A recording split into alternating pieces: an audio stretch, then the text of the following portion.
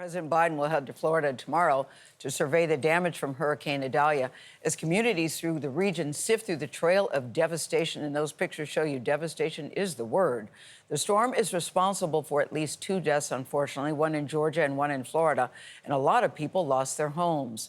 Omar Villafranca is in Cedar Key, Florida, which, as you know, was hit very hard. Omar, good morning to you. Good morning. The wind and storm surge damaged homes and businesses here, like this one here behind me. You can see at this gas station, this canopy didn't stand a chance. Now, the storm weakened as it went over Georgia and the Carolinas, but what's ramping up is the cleanup. This is our Cottage 2. It's still standing. We're missing a few parts of it.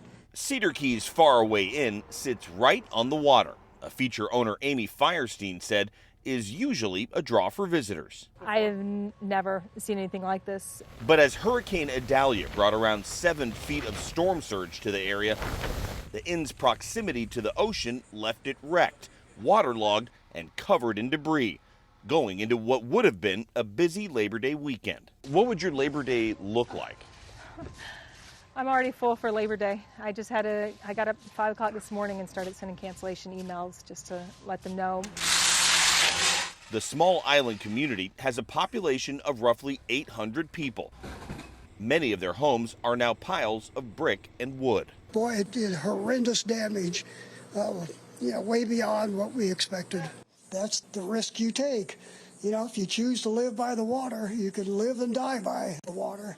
Governor Ron DeSantis stopped in Cedar Key to tour the damage Thursday and told Jim Cantori with our partners at the Weather Channel that folks in this community overwhelmingly followed evacuation orders. They did take precautions.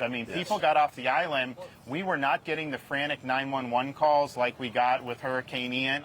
When you're coming back, what were you expecting? When we saw it on TV, honestly, we were worried. Laura Duncan said the hurricane destroyed her restaurant's main entrance, tore through its back stairways, flooded the dining room, and ripped up the floors, which they'd recently replaced. And I never saw the floors below that, so now we were all making fun of how many colored tiles we had. So it's amazing, yes. Like, you get a sense of humor. No, well, you have to, Yeah. What are you going to do? Cry? I did that already. Yeah. Good news that power is back on here in Cedar Key. At its peak, about 250,000 Floridians were without power, but those line crews have been working fast and nonstop. And at last check, just under 100,000 Floridians were in the dark. Nate?